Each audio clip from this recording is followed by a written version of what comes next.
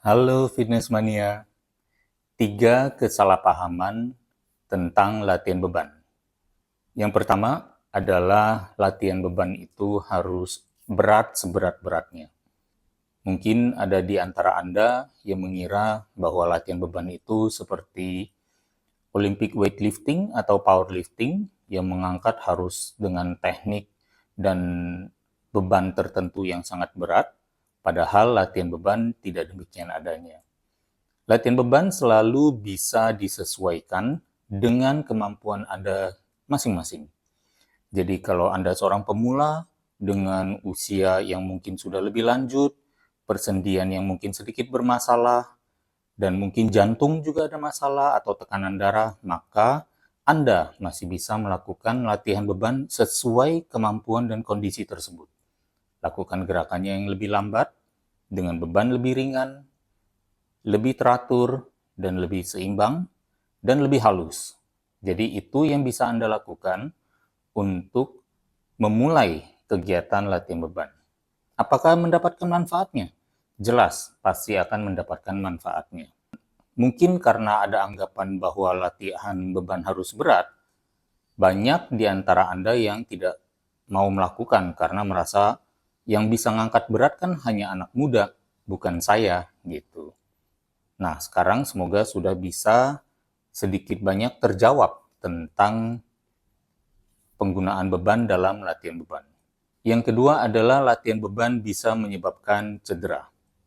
Well, sebenarnya memang tepat, tetapi menurut saya ada kesalahpahaman di sini seolah-olah latihan beban itu pasti menyebabkan cedera. Padahal tidak demikian adanya. Kita mengenal bahwa banyak kegiatan dalam kehidupan kita, entah itu berolahraga di sepak bola, atau di bulu tangkis, atau bahkan berkendara misalnya. Pasti semuanya ada risikonya. Kalau berkendara, risikonya mungkin ditabrak atau menabrak, atau kecelakaan tunggal. Kemudian kalau misalnya berolahraga juga pasti ada ya risiko cedera, bahkan ada risiko fatality dan lain sebagainya. Tetapi hal tersebut tidak menghentikan kita untuk melakukannya. Kalau kita tidak berkendara, maka kita selamanya akan berada di dalam rumah dan tidak pernah pergi keluar. Dan kita mungkin menjadi tidak produktif. Saat kita berkendara, risiko itu ada, tetapi most of the time, the majority of the time, dan mayoritas dari pengguna jalan selamat-selamat saja. Yang berarti apa? Rata-rata semua pengguna jalan dan pengendara menggunakan yang namanya risk management, pengaturan risiko atau manajemen risiko dengan cara apa? Mentaati peraturan lalu lintas, menjaga kecepatan agar tidak terlalu tinggi, atau melakukan pengereman secara sensibel dan waspada, dan selalu waspada dengan keadaan sekeliling. Semua hal-hal tersebut bisa membantu seorang pengendara untuk mencapai tujuan dengan selamat dan tepat waktu. Maka itulah yang perlu kita sebagai pelaku latihan beban lakukan. Mengetahui peraturan atau rambu dari tubuh kita masing-masing.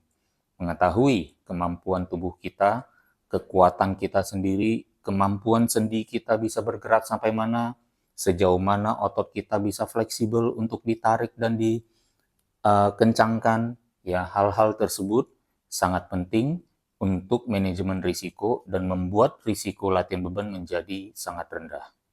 Jadi, latihan beban juga bisa aman dan bahkan bisa sangat aman dan lebih aman dari berbagai jenis olahraga lainnya yang secara kodratnya dengan nature dentuman dan lain sebagainya bisa lebih berisiko daripada latihan beban.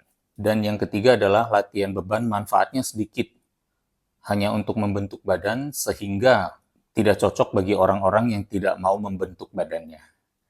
Mungkin karena ada alasan saya sudah menikah, maka saya tidak perlu berpenampilan bagus, saya udah tua, mau cari apa lagi dengan penampilan yang bagus itu, padahal tidak demikian adanya. Latihan beban membantu menguatkan otot-otot rangka kita dan membuat kita bisa lebih mandiri di usia tua. bisa lebih independen dan lebih produktif. Sementara itu, latihan beban juga justru untuk orang-orang yang usianya sudah lebih lanjut yang merasa tidak perlu melakukannya, malah akan mendapatkan manfaat pemadatan tulang. Signal yang diberikan latihan beban kepada otot kita juga diterima oleh tulang, sehingga membuat tubuh menjaga agar tidak merilis kalsium tulang semudah itu, bahkan menjaganya agar perilisan kalsium dalam tulang bisa lebih terkendali dan meningkatkan laju absorpsi atau penyerapan kalsium atau mineral lainnya untuk memadatkan tulang agar kokoh sesuai dengan beban yang diaplikasikan kepada tulang tersebut agar tulang tersebut tidak patah. Nah, inilah 3 kesalahpahaman tentang latihan beban yang perlu Anda ketahui dan sudah diluruskan di sini. Semoga semakin menambah pengetahuan dan pemahaman Anda untuk menjalankan dan mengambil latihan beban sebagai satu kegiatan olahraga yang bisa diandalkan untuk kesehatan Anda.